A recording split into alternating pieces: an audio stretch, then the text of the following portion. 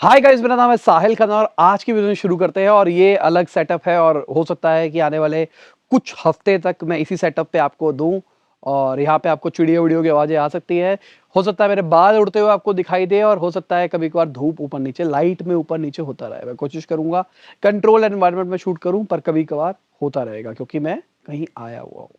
सबसे पहली न्यूज़ है लिंक्डइन के जो को फाउंडर है, उन्होंने बोला एलॉन मस्क ट्विटर खरीदने वाले थे। जब मुझे पता लगा तो मुझे भी लगा बाकी लोगों की तरह ये बहुत बड़ी प्रॉब्लम हो सकती है। रेडिफ हॉफमैन ने ऐसा बोला एक पॉडकास्ट के अंदर। और ये वही है जो पेपाल माफिया के ग्रुप के अंदर आते हैं। पेपाल माफिया मतलब जो इनिशियल पेपाल की टीम थी, उनके जितने लोग थे उन सब ने अलग अलग तरीके से अपनी कंपनियां बनाई है और बहुत बड़ी कंपनियां बनाई है। उनमें से एलॉन मस्क भी एक है। अगली खबर एक कपल की है। तो उन्होंने हॉलिडे इन की जो ओनर कंपनी है आईएचजी, उनके टैक्स सिस्टम को हैक कर लिया और फन के लिए किया। उन्होंने कहा कि पासवर्ड वीक था इसलिए हमने हैक कर लिया। सही है, मतलब एक सिक्योरिटी ब्रीच बहुत बड़ा उन्होंने बचा दिया। अगली खबर ओला की है। तो वो 500 से ज्यादा लोगों को निकाल सकता है अपनी सॉफ्टवेयर टीम से। पिछले कुछ टाइम से ओला बहुत ज्यादा फायरिंग कर रहा है। अगर हम बात करके चले, पिछले 2 साल के अंदर 30 से ज्यादा टॉप एग्जीक्यूटिव छोड़ के जा चुके हैं।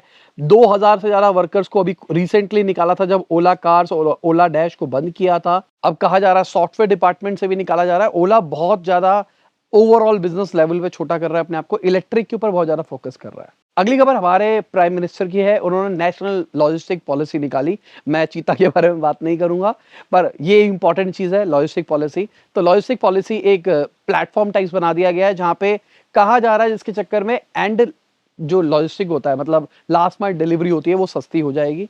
अगेन ये मेरे को लगता है ओएनडीसी की बैकबोन रहने वाली है और ये तीनों चीजें हैंड इन हैंड चलेगी। अगर हम यूपीआई की बात करके चले, ओएनडीसी की बात करके चले और ये लॉजिस्टिक वाले की बात करके चले, अभी आएगा डिटेल के अंदर। फिर मैं इसके ऊपर भी वीडियो बनाऊंगा जैसे मैंने ओएनडीसी के ऊपर बनाई थी। जिन्होंने नहीं देखा, इंटेलेक्चुअल इंडीज वाले चैनल पर देखना, मैंने डिटेल में समझाया था ओएनडीसी क्या है, कैसे काम करता है। और यहाँ पे अगर हम बात करके चले तो उस बारे में बात करेंगे। अगली खबर तेलंगाना के एक मिनिस्टर ने बोला इंडिगो एयरलाइंस वालों को कि भाई लोकल लैंग्वेजेस भी आपको समझ में आनी चाहिए। बेसिकली एक अटेंडेंट थे, उनको उनकी सीट से हटा दिया गया सिक्योरिटी के चक्कर में। पर बात ये थी ना उनको हिंदी आती थी ना इनको इंग्लिश आती थी। पर ये गलत बात है मेरे हिसाब से। अगर आपकी फ्लाइट एक स्पेसिफिक रीजन पे जा रही है तो वो लैंग्वेज तो वहां पे आनी चाहिए ना। कहानी तो ये होनी चाहिए, या फिर आपके पास कोई हार्डवेयर होने चाहिए जो कि ट्रांसलेट कर सके लाइव टाइप पे, क्योंकि मेरे हिसाब से ये इंपॉर्टेंट चीज है एज अ कस्टमर की बात करके चले तो। अगली खबर कनाडा के एक बिलियनियर है चिप विल्सन। उन्होंने $76 मिलियन डोनेट किए हैं कनाडा के फॉरेस्ट लैंड को प्रिजर्व करने के लिए। अगर कैनेडियन डॉलर की बात करके चले तो $100 मिलियन दिए और ये सबसे बड़ी चैरिटी है उनकी अगर देखा जाए तो। बड़ी चीज है, अरे बहुत बड़े बड़े लोग बहुत बड़ी बड़ी चैरिटी कर जाते हैं। अगली खबर जेट एयरवेज की रीलॉन्च की है। तो रीलॉन्च डिले हो गया है फिर से, और कहा जा रहा है ये जो डिले हो रहा है ये जो लैंडर्स है और जो इंजन मेकर है उनके चक्कर में हो रहा है। जो पुराना बकाया है उसके चक्कर में बात चल रहे होंगे, जहां से इंजन लेने हैं वहां की दिक्कत चल रही होगी। देखते हैं ये एयरलाइन भी कब लॉन्च होती है। अगली खबर एक लिस्टेड कंपनी है जेबीएम ऑटो। उनको 1 करोड़ रुपए का फ्रॉड हुआ।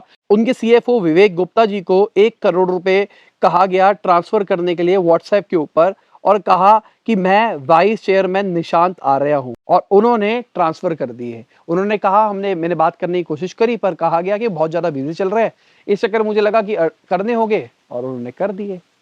पता लगा ये फ्रॉड है। भाई ये तो बहुत बड़ी बात है, लिस्टेड कंपनी के साथ भी फ्रॉड हो रहे हैं। और फ्रॉड से अगर हम बाइनेंस की बात करके चले तो बाइनेंस ने मिस एलोकेट कर दिए 4.8 मिलियन हीलियम एचएनटी कॉइन्स को, जो कि $20 मिलियन से ऊपर के थे। बेसिकली उनको लगा था ये मोबाइल टोकन है, और मतलब दोनों मोबाइल टोकन और ये दोनों टोकन को इकट्ठा एक तरह से ट्रीट किया गया। लोगों ने बेचने के लिए लगा रखे हैं, उन्होंने कहीं और ट्रांसफर कर दिया। भाई ये तो बहुत गलत चीज है ना, पैसा प्रॉफिट तो मिलना चाहिए इनको। और क्रिप्टो की बात करके चले तो भाई इंडिया की जो ग्लोबल एडॉप्शन है क्रिप्टो के ऊपर, वो 2 स्पॉट नीचे चले गई। इंडिया 4th रैंक के ऊपर आ गया।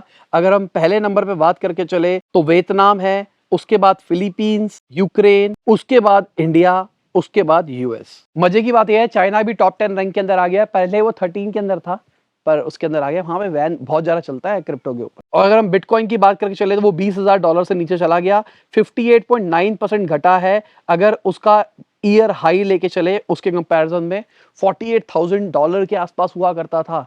$20,000 से नीचे पहुंच गया। कहा जा रहा है क्रिप्टो भाई विंटर है, ये भी क्रिप्टो नहीं बढ़ेगा। देखते हैं क्या होता है क्रिप्टो का। अगली खबर टेस्ला की है। तो टेस्ला के एग्जीक्यूटिव ने बताया कि जर्मनी के अंदर उनका प्लान है अपनी सेल्स को डबल करने का, और देखते हैं वो कर पाते हैं नहीं कर पाते। इंडिया के अंदर पहली बात ये है लॉन्च कर पाते हैं नहीं कर पाते हैं। ठीक है, अच्छी बात है। कई लोगों ने मेरे को बहुत क्रिटिसाइज किया, तुमने चाइनीज गाड़ी के लिए है ये भाई, इंडिया के अंदर ही बनी थी वो गाड़ी, अगर देखा जाए तो है ना। अभी वो मार्केट कैप्चर कर रहा है, लॉस में ही है, तो चाइना में कोई पैसा नहीं जा रहा। हम जैसे लोगों की वजह से बहुत सारे लोगों का इंडिया में घर चल रहा है, ठीक है ना। तो पहले डेटा सही करो फिर बहस करो। अगली खबर बेटर प्लेस फ्रंटलाइन इंडेक्स के हिसाब से इंडिया ने 80 लाख से ज्यादा जॉब क्रिएट करी है फ्रंटलाइन इंडस्ट्री के अंदर। ये बेसिकली ई कॉमर्स की वजह से हो पाया है, क्योंकि ई कॉमर्स में बहुत ज्यादा ऑनलाइन डिलीवरियां चल रही है, इस चक्कर में फ्रंटलाइन वर्कर्स बहुत ज्यादा बढ़े हैं। अगली खबर एसबीआई की है। तो उन्होंने एसएमएस चार्जेस को वेव ऑफ कर दिया है। अब उनका कहना है इसकी वजह से जो ऑनलाइन ट्रांसफर होता है एसएमएस के थ्रू वो और ज्यादा अफोर्डेबल हो जाएगा। कितना चार्ज लगता था पहले जो करते थे बता दो कोई मुझे, क्योंकि मैं तो वही एनएफटी आरटीएस जीएस करता था अपने मोबाइल ऐप से ही, तो मेरे को तो कोई चार्ज लगता नहीं था। अगली खबर वेदांता फॉक्सकॉन का जो प्लांट लगने वाला है गुजरात के अंदर, उसकी जो साइट है वो 2 हफ्ते के अंदर फाइनलाइज हो जाएगी, और कहा जा रहा है 2 साल के अंदर अंदर प्लांट भी लग जाएगा, प्रॉपर तरीके से अप एंड रनिंग हो जाएगा। तो जो बोला गया है 1 लाख वाला 40,000 रुपए में लैपटॉप हो जाएगा, क्या वो होगा या नहीं होगा वो टाइम बताएगा। अगली खबर आरबीआई के जो एक्स गवर्नर है उन्होंने बोला है कि आरबीआई का वही स्टांस रहने वाला है, बेसिकली इन्फ्लेशन कम करना है, मतलब रेपो रेट बढ़ेगा, सीधी सी बात, इंटरेस्ट रेट बढ़ते चले जाएंगे। अगर मैं संजीव सान्याल जी की बात करके चलता हूं जो कि इकोनॉमिक एडवाइजर काउंसिल है पीएम के, उन्होंने भी बोला कि हम कोई पूरी कोशिश करने वाले हैं जो इन्फ्लेशन है उसको 7% से नीचे रखने का, मतलब रेपो रेट बहुत जल्दी बढ़ने वाला है। अगली खबर जो नेट टैक्स कलेक्शन है फाइनेंशियल ईयर 23 के अंदर वो 23% बढ़ी है ईयर ऑन ईयर। अगर हम देख के चले 7 लाख करोड़ से ऊपर हमारे ने कलेक्ट किया है, बहुत अच्छी बात है, जो बढ़ता हुआ दिखाई दे रहा है। ऑल्दो कई लोग क्रिटिसाइज कर रहे हैं उस तेजी से नहीं बढ़ रहा जिस तेजी से बढ़ना चाहिए। अगली खबर फॉरेन पोर्टफोलियो इन्वेस्टर्स की है। तो उन्होंने 12,000 करोड़ रुपए इंडियन इक्विटी मार्केट में डाला है सितंबर 1 से 16 के बीच में। अगर हम अक्टूबर 2021 से जून 2022 की बात करके चले तो overall 2.46 lakh crore rupees Indian market से गया था। और अगर हम जो कहते हैं ना जो इन्फ्लेशन डॉलर वॉलर का सीन है, देखो सिंपल सी बात, डॉलर का रेट पहले बढ़ा हुआ था, क्यों बढ़ रहा था बीच में, क्योंकि आउटफ्लो हुआ था, बहुत सारा पैसा बाहर गया था। अब इनफ्लो आना शुरू हो गया इसलिए डॉलर का प्राइस घटना शुरू हो गया। मतलब जिनको नहीं पता उनकी बात कर रहा हूँ मैं, $1 में आपको कितने रुपए मिलते हैं। मतलब मैं थोड़ा सा इंपोर्ट एक्सपोर्ट वाला बंदा हूँ ना, तो मैं उस तरीके से देखता हूँ। मतलब मेरे पास अगर मेरे को $1 के बदले 70 रुपए मिलेंगे, 80 रुपए मिलेंगे, 90 रुपए मिलेंगे, बीच में 80 रुपए छू रहा था, अब हमको 79 दिखाई दे रहा है। इसका रीजन यही है। अगली खबर मेटा की है। तो उन्होंने बोला अपने स्टाफ को कि आपको अपना डेस्क शेयर करना पड़ेगा। अगर आपको ऑफिस आना है, जब भी आना है, अपने डेस्क को रिजर्व करके आए पहले से ही। बेसिकली वो एक सीट के ऊपर मल्टीपल लोगों को बेचने वाले हैं।